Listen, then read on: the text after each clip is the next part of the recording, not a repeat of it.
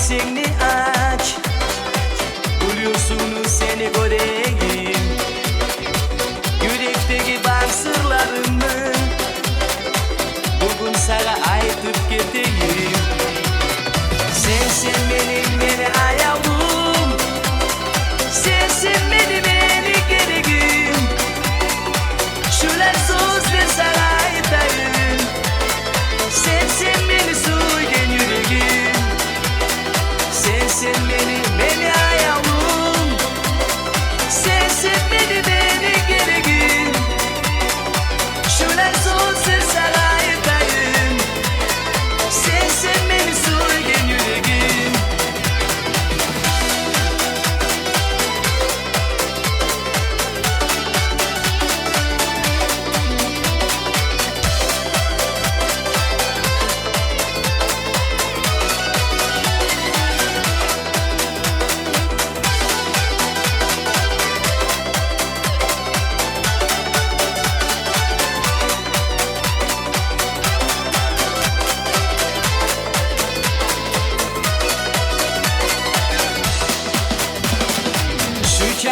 Sügen yürekke darmanlar dolsun tabulmayım.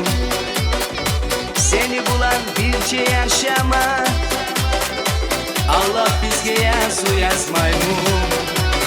Sensin beni ayağım.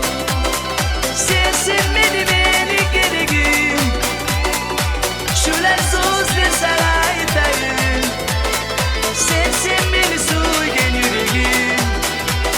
Sensin beni ayağım. Sensin beni gereğim. Şular sözler sana aytayım. Sensin beni suygen yüreğim.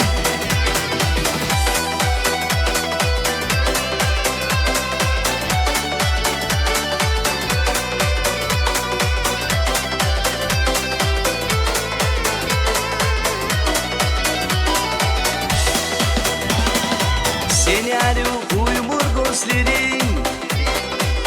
Unutmağa dostum olmayman. Seni yalnız sügen yüreğim. Yal etmeye dostum olmayman. Sensin beni ayağım. Sensin beni gereğim. Şular sözler sana aytayım.